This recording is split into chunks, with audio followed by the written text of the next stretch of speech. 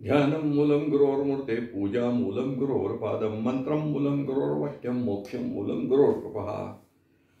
सर्व भक्तमंडळींना नमस्कार. मी प्रमोद रेंघे आणि आपण पाहतात माझं यूट्यूब चॅनल मोक्ष गुरु रामकृष्ण सरस्वती गुरु.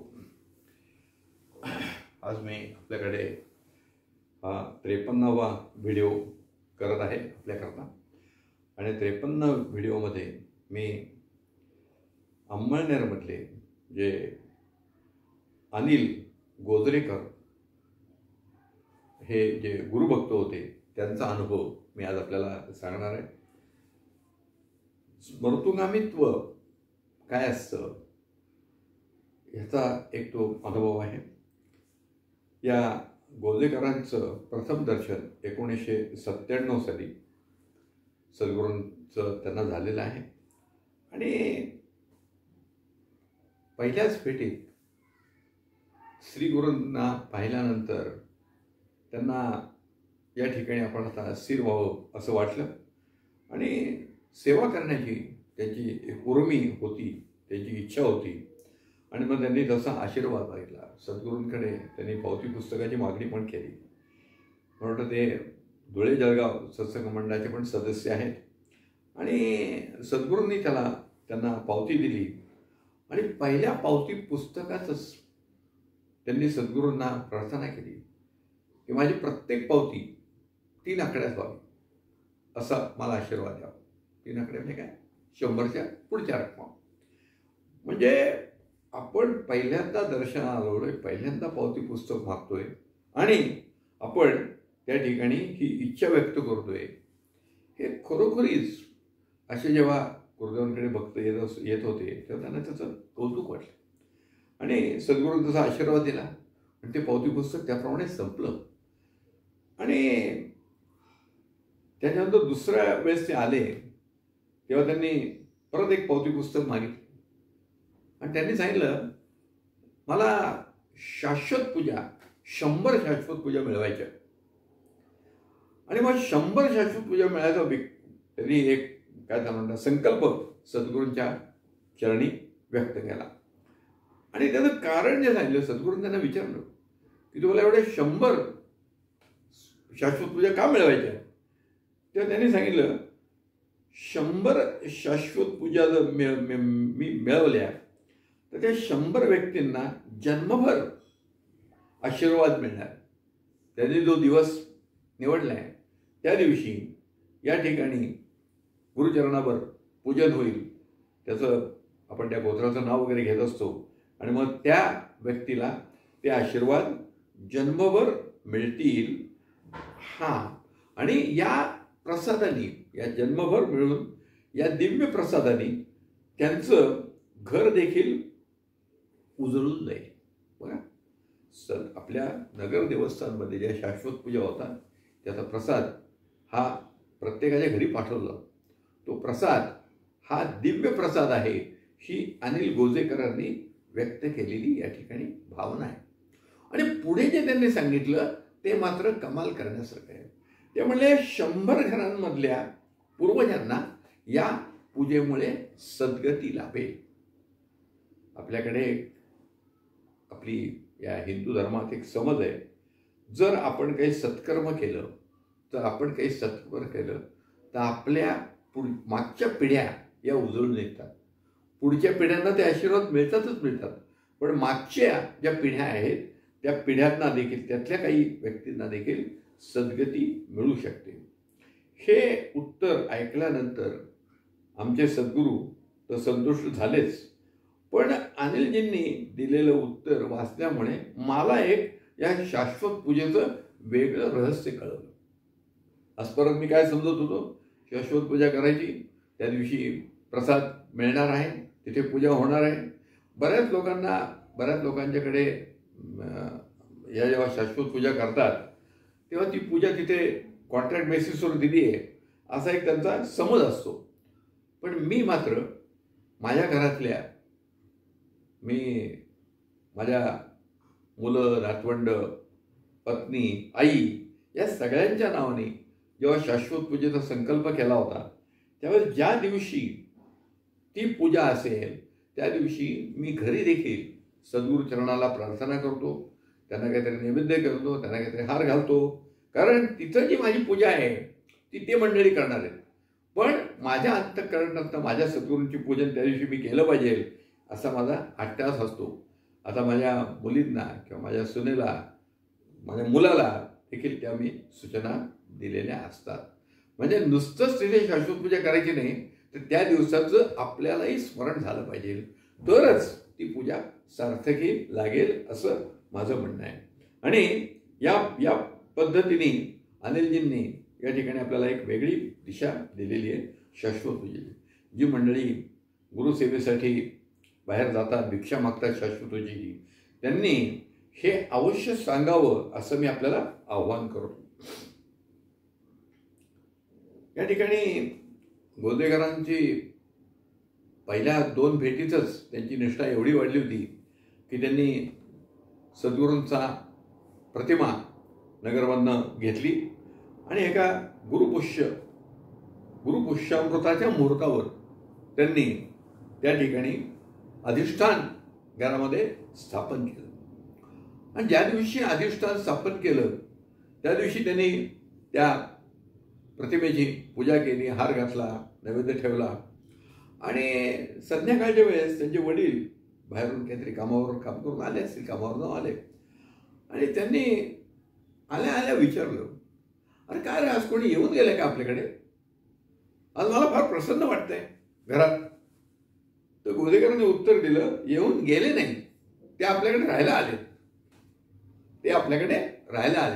आणि मग त्यांनी आतमध्ये नेलं आणि सद्गुरूंची जी प्रतिमा त्यांनी प्रतिष्ठापित केली होती, अधिष्ठान जे ठेवलं होतं ते त्यांच्या पिताजींना दाखवलं.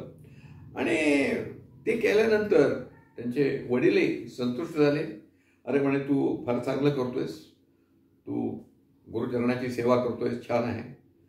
पण म्हणे एकदा आपल्याला काशीची यात्रा करावी असं मला वाटतं. पण म्हणे काशीची यात्रा करायला पैसे खूप लागतील. तुझं हातावरचं पोट, माझी अशी अल्प पगाराची नोकरी, आपल्याला काही शक्य होईल असं वाटत नाही म्हणे. पण काय हरकत नाही, त्या ह्याच्यातही आपल्याला जर गंगाजल प्यायला मिळालं तर गंगेचं जल म्हणजे तीर्थ आहे. ते तीर्थप्राशन केलं तरी मी गंगेची काशीची यात्रा केली असं समजेन. आता हे सगळा संवाद कुठे चालला होता? सद्गुरूंचं जे अधिष्ठान ठेवलं होतं तिथं चाललेला होता.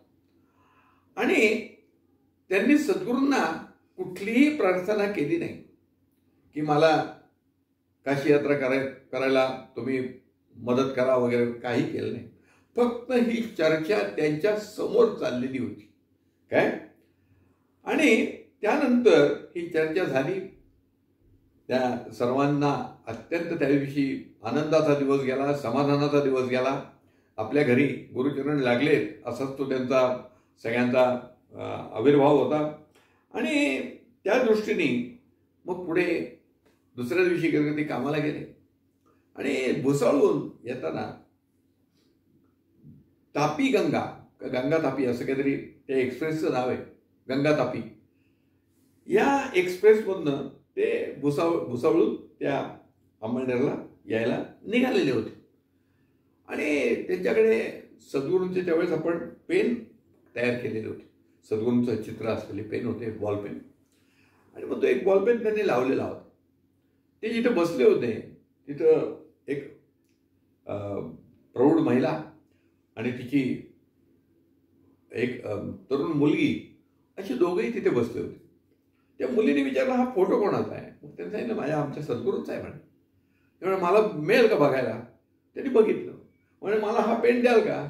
नाही म्हणे, हा पेन मी वापरलेला आहे, तुला मी नवीन पेन देतो. म्हणून त्याने बॅगेतनं एक नवीन पेन काढला आणि तो दिला. तर तिने किंमत विचारली. ती म्हणली, याची 20 रुपये. म्हणे कमी नाही होणार का? नाही म्हणे, सद्गुरूंची सेवा म्हणून आम्ही ते स्टॉलवर ठेवलेले, तर त्या ह्याच्यात आम्ही किंमत करत नाही, जी ठरली ती द्यायची. पण तुला द्यायचं नसेल तर मला पैसे देऊ नकोस, हा तुला मी भेट म्हणून देतो. अर्थात त्या मुलीने पैसे पण दिले.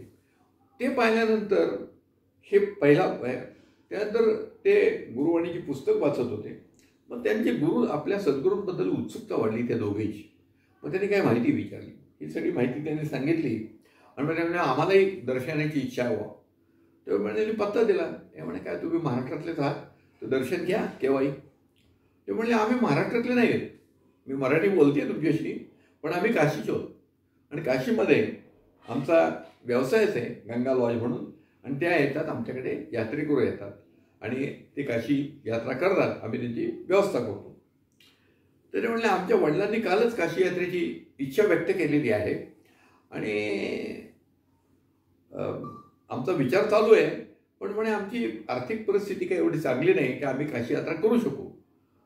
त्या महिला काय म्हणल्या किंवा आमचा व्यवसाय बरोबर आहे, पण तुम्ही जर आमच्याकडे आलात तर तुम्ही सकाळी बाहेर पडत जा, जे काय करायचं आहे ते 2-3 दिवसात तुमची दर्शनं करा आणि संध्याकाळी आमच्या घरी या, म्हणजे जिथे उतरतायचं तिथं, आणि त्या याचं मी भाडं तुमच्याकडनं घेणार नाही. पण म्हणे एक तुम्हाला करावं लागेल की संध्याकाळी तुम्ही परत आल्यावर आम्हाला गुरुदेवांच्या गोष्टी सांगायच्या. म्हणजे आम्ही जरी आता प्रत्यक्ष दर्शन घेऊ शकलो नाही, त्या दर्शनातनं आम्हाला, त्या गोष्टीतनं आम्हाला गुरुदर्शन होईल. अर्ध्या तासाच्या या प्रवासात आपल्या सद्गुरूंचा प्रभाव किती पडतो हे लक्षात घ्या. त्या दोन्ही म्हणजे ती प्रौढ महिला आणि ती युवती त्या काशीच्या होत्या. तिथे त्यांचा व्यवसाय होता. ते गुजरातमध्ये कोणतरी, सुरतला कोणतरी नातेवाईक होते, पण तिकडे चाललेल्या होत्या, असा तो प्रसंग होता. मग याच्यावर त्यांनी काय म्हटलं की आमचे वडील फार, वडिलांनी एक इच्छा व्यक्त केली होती, पण म्हणले नाही झालं काशीला तरी आपल्याला गंगेचं जल जरी तीर्थ म्हणून मिळालं तरी म्हणजे बरं पडेल, आपण ते त्याच्यावर समाधान मानू. एकदा गंगेचं जल घेतलं की आपण विश्वनाथाचं दर्शन घेतलंय, असाच तो माझा भाव आहे. आणि बोलले होते ते त्या दिवशी.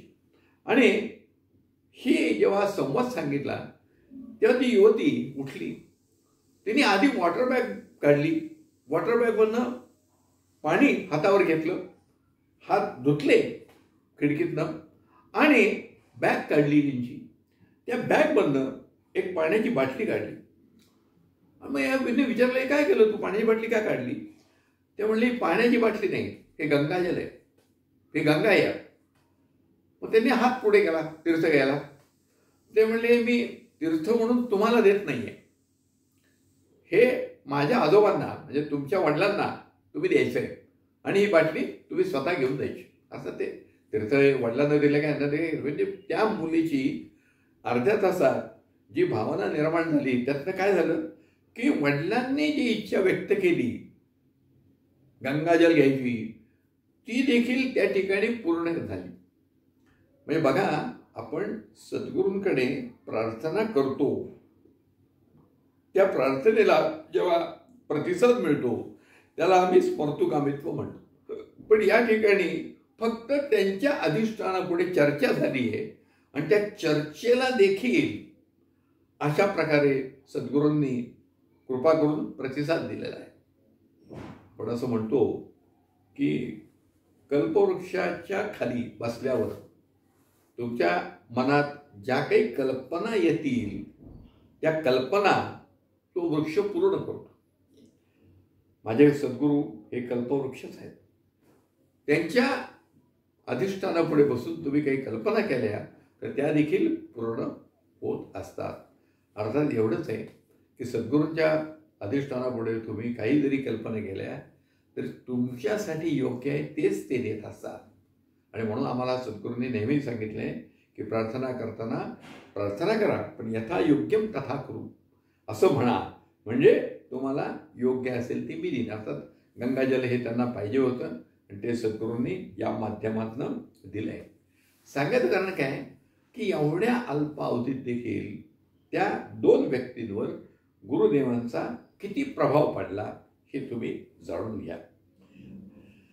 आता या ठिकाणी या गोदेकरांचा एक दुसरा एक अनुभव आहे. गोदेकरांचा जो व्यवसाय होता म्हटलं ते तीर्थयात्रा वगैरे आयोजित करत असत आणि अनेक पर्यटकांना तीर्थयात्रेला नेत असत. ते एकदा अष्टविनायकाच्या तीर्थयात्रेला निघाले होते. 2 लक्झरी बस होत्या त्याच्याकडे आणि 60-70 लोक असतील त्यांच्याकडे, अशी माझी कल्पना आहे. त्यांनी काही तो आकडा दिलेला नाही आहे. आणि ते अष्टविनायकाला निघाले होते आणि पालीला गेले. आता पाली हे मला वाटतं मुंबईच्या जवळ आहे. आणि त्या दिवशी ते पालीला पोचले. त्यानंतर दर्शन घ्यायचं आहे लोकांनी. त्या दिवशी संकष्टी चतुर्थी आहे. अंगारिका चतुर्थी होती. आणि मग अंगारिका चतुर्थी असल्यामुळे या यात्रेकरूंचा जेवणाची जी काही व्यवस्था आहे ती त्यांनी, बरोबर लोक असतात त्या आचार्यांना सांगितलं की आज आपल्याला अंगारिकाचा स्वयंपाक करायचा आहे आणि हा आपण देवाला नैवेद्य म्हणून दाखवू शकतो. तेव्हा कोणीही अन्न उष्ट करू नका, चव बघू नका, स्वयंपाक करा. आणि मग त्याप्रमाणे त्यानंतर काय 60, 70, 80 लोकांचा तो स्वयंपाक झाला. आणि मग त्याच्यानंतर ती व्यवस्था स्वयंपाकाच्या सूचना देऊन ते बल्लाळेश्वराच्या दर्शनाला निघाले. आणि मग दर्शन घेण्याकरता जात असताना तिथं मुंबई सत्संग मंडळांनी एक स्टॉल लावलेला होता. आणि ते स्टॉल दिसल्याबरोबर ते तिथे गेले. आता स्टॉलचे जे काही सेवेकर होते त्यांनी माहिती द्यायला सर्व नाही. पण मग त्या मुंबई सत्संग मंडळाचे सदस्य होते की ते मला वाटतं रवळगावकर नावाचे गुरुभक्त आहेत. तर त्यांनी सांगितलं रे आपले गुरुभक्तचे धुळे सत्संग मंडळाचे सदस्य आहेत. आणि मग त्यांची बाकीची चर्चा सुरू झाली. आणि मग 15-20 लोक होते. त्यांनी त्यांना निमंत्रण देऊन टाकलं की तुमचं काम झालं की भोजनाला तिकडे या चतुर्थी सोडायला. आणि मग चतुर्थी सोडायला तिकडे या म्हटल्यानंतर ते आले. त्यांनी आधी सांगितलं की आज आमची सेवा फार कमी झाली ती, तेव्हा आम्ही आता लवकर निघण्याच्या विचारात आहोत. ते म्हटले बघा शक्य असेल ते या. हे तिथून निघाले, दर्शन घेतलं आणि मग त्या स्थान जिथे त्यांची उतरण्याची व्यवस्था होती तिकडे गेले. आणि त्यानंतर या स्टॉलवर मुंग्यांसारखी गर्दी आली. बांधलेले पुस्तकाचे गठ्ठे त्यांना सोडावे लागले. आणि मग त्या ह्याच्यात कसा वेळ गेला कळलंच नाही. आणि मग आता या कमी वेळात काय आपण चतुर्थी सोडायला मुंबईला जाऊ शकत नाही. म्हणून मग त्यांनी त्या आपल्या या गोदेकरांकडे एक निरोप पाठवला एका भक्ताला पाठवून किंवा ते त्यांना सांगा आम्ही जेवायला येतो म्हणून. ते ग्रहस्थही त्या एक गुरुदेवांचा फोटो बरोबर घेऊन तिथे गेले. आणि मग या गोदेकरांना आनंद झाला तुम्ही येता जेवायला. आणि त्यांनी फोटो आणला होता. मग त्या फोटोची त्यांनी सुप्रतिष्ठा त्या ठिकाणी केली आणि म्हटले या सगळे जेवायला. ते रवळगावकर जे आहेत ते म्हटले मी सर्वात शेवटी येणार जेवायला, आधी आळीपाळी लोक येऊन जातील. आता या आचार्यांनी 60-70 लोकांचा स्वयंपाक केला होता. हे 15-20 लोक जास्त येणार म्हटल्यावर त्याच्या कपाळावर आठी आली. आता आठी म्हणजे काय, त्याला ते लोक नको होते असं नाही. त्यांनी जो स्वयंपाक केला की नाही तो पुरेल का नाही याची त्याला खात्री नव्हती. म्हणजे या दृष्टीने. आणि रात्रीच्या वेळेस काही सामान मिळणार नाही, काय करणार. पण त्या ठिकाणी हे म्हटले तू त्याची काळजी करू नको, सद्गुरूंचा आता आपण इथं अधिष्ठान ठेवलंय ना ते बघून घेते. तू फक्त एक काम कर, सगळ्या स्वयंपाकावर झाकण ठेव आणि वाढत राहा, बाकी काय आतमध्ये बघत बसू नको. त्यानंतर या सगळ्या यात्रेकरूंची, त्यांच्याबरोबरच्या यात्रेकरूंची जेवणं झाली. या 15-20 लोकांची जेवणं झाली. आणि त्याच्यानंतर रवळगावकर वगैरे तिथे आले. तर ती येताना अजून 17-18 लोक घेऊन आले. पोलीस डिपार्टमेंटचे लोक होते, ते बंदोबस्ताला होते. त्यांनाही तिथे काही जेवणाची काही सोय होत नव्हती म्हणून म्हणले चला तिकडे जाऊ आपण. त्या 17-18 लोकांनाही या रवळगावकरांनी देवाला प्रार्थना केली आणि जेवायला घातली. त्यांचं जेवण होतं ना होतं तर परत 2 लक्झरी बस आल्या आणि त्याच्यामध्ये विद्यार्थी होते. आणि त्या व्यवस्थापिका ज्या होत्या त्या म्हणल्या अहो इथे कुठेच आम्हाला जेवणाची व्यवस्था होत नाही, आमच्या मुलांना कमीत कमी वरण भात दिला तरी चालेल, पण आम्हाला कळलंय की तुमच्याकडे व्यवस्था म्हणून आम्ही आलो. तर आपल्या अनिलजींनी गुरुदेवांच्याकडे पाहिलं, गुरुदेवांच्याकडे प्रार्थना केली. हे लोक आले, भुकेलेले आहेत, मुलं आहेत, त्यांना खायला घालायला पाहिजे. आणि मग त्या ठिकाणी गुरुदेवांची प्रार्थना केली आणि त्या सगळ्यांना जेवायला वाढलं. जो आचार्य होता त्याची मात्र धाकधूक चालू होती. आणि आश्चर्य म्हणजे या सगळ्या लोकांचं, मुलांचं जेवण झालं, त्यांच्याबरोबरच्या लोकांचं जेवण झालं. आणि त्या ठिकाणी गोदेकर आणि ते जे मुंबई सत्संग मंडळाचे मोठं रवळगावकर, कदाचित माझं नाव चुकीचं उच्चारण होईल तरी त्याच्यावर मला माफ करा. तर कारण मी एकदमच वाचलेलं असतं ते. तर ते दोघं जेवायला बसले आणि त्यांचं जेवण झालं. आणि त्याच्यानंतर जे काही अन्न केलं होतं ते सगळं संपलेलं दिसलं. म्हणजे 60-70 लोकांच्या स्वयंपाकात किती लोक जेवून गेले बघा, 200-250 लोक जेवून गेले. आधार काय आहे? सद्गुरूंची प्रतिष्ठापना केली. ते प्रत्येक वेळेस सद्गुरूंना सांगत होते आणि सद्गुरूंना सांगितलंय म्हणून ही व्यवस्था आली. आमचे सद्गुरू हे ते शिवाचा अवतार आहे आणि अन्नपूर्णा देवी ही शक्ती देवता आहे. शिव आणि शक्ती हे नेहमी एकत्र असतात. जिथं शिव आहे तिथे शक्ती असणारच. त्यामुळे त्यांनी अन्नपूर्णेला या ठिकाणी स्मरलं असणार आणि या ठिकाणी एवढ्या लोकांनी जेवण केलं. मी हे सांगत असताना कायम आपल्याला गुरुचरित्राचा दाखला देत असतो. तर मीच देतो असं नाही, आपल्यापैकी प्रत्येकजण भक्त हा विचार करतो असतो. या गोदेकरांनी त्यांच्या लेखामध्ये लिहिलेलं आहे की गाणगापूरला देखील ही घटना घडलेली आहे. एक ब्राह्मण गुरुदेवांना भिक्षा वाढायची, गुरुदेवांना जेवण द्यायचं म्हणून 3-4 लोकांना पुरेल एवढा शिधा घेऊन आला होता. आणि गुरुदेव रोज म्हणायचे, आज नाही उद्या बघू, आज नाही उद्या बघू. आणि एक दिवशी म्हणलं, अरे आज तू स्वयंपाक कर, आम्ही जेवू. आणि मग आम्ही जेवू म्हटलं, त्याला आनंद आला. मग त्यांनी शिधा आणलेला होता. ते गाठोडं रोज उशाखाली घेऊन झोपायचा. तर ते बघितलं, ते म्हणले आता करून टाकू स्वयंपाक. म्हणून ते भाज्या वगैरे आणायला बाजारात गेला, भाज्या आणल्या आणि त्या स्वयंपाक करायला सुरुवात केली त्यांनी. स्वयंपाक करताना स्वयंपाक झाला आणि मग त्यांनी सद्गुरूंना निमंत्रण दिलं होतं. त्यावेळी सद्गुरूंना म्हणले स्वयंपाक तयार झालाय. ते म्हणले असं कर, त्या सगळ्या ब्रह्मवंदांना बोलव. आता याला पंचायत पडली, आपण 3 लोकांचा स्वयंपाक केला आणि ब्रह्मवंद सगळ्या आता कसं व्हायचं. पण गुरूंनी आज्ञा दिली, तो बोलवायला गेला. ते ब्रह्मवृंद याची टिंगल करायला लागले. अरे म्हणे तू 3 लोकांच्या करता स्वयंपाक केलाय, आमच्या वाट्याला एक शीत तरी येईल का? काय जा, आम्ही काही येत नाही. आणि मग त्यांनी श्री गुरुदेवांनी सांगितलं की ते माझी चेष्टा करतायत, ते येत नाही म्हणतात. मग सद्गुरूंनी कोणाला तरी श्री गुरुदेव म्हणजे नरसिंहदेवांनी कोणाला तरी पाठवलं आणि म्हणले चेष्टा करू नका, या इकडे. मग ते सगळे आले जेवायला. या सगळ्या जे काही ब्रह्मवंत आहेत त्या गुरुदेवांच्याकडे नेहमी येणारे जिथे होते ते सगळे त्यांनी भोजन केलं. मग श्री गुरूंनी त्यांच्या घरच्या लोकांना पाचारण केलं, त्या घरच्या लोकांना जेवण दिलं. काय त्याच्यानंतर मग ते म्हणले गावातल्या शूद्रांना सगळं जेवण वाटून द्या. मग त्यांना ताटं वाढून दिली. आणि मग त्याच्यानंतर हा जो ब्राह्मण आहे ज्यांनी स्वयंपाक केला होता तो जेवला. आणि मग उरलेलं अन्न हे जलामध्ये विसर्जित केलं जलचरण करता. म्हणजे श्री गुरु हे किती काळजी करणारे लोक आहेत. ते असं म्हणतात, गाणगापूरचे असं म्हणतात, जेवढे लोक राहत होते त्या सगळ्या लोकांना 3 लोकांचा स्वयंपाक केलेलं पुरलं. म्हणजे या पद्धतीने ही अन्नपूर्णाच त्यांनी स्मरली असं गुरुचरणात देखील लिहिलेलं आहे. तर जो प्रकार त्या ठिकाणी घडला गाणगापूरमध्ये तोच या ठिकाणी अनिल गोदेकरांना हा अनुभव आलेला आहे. हा अनुभव अत्यंत विलक्षण असा आहे. तर या ठिकाणी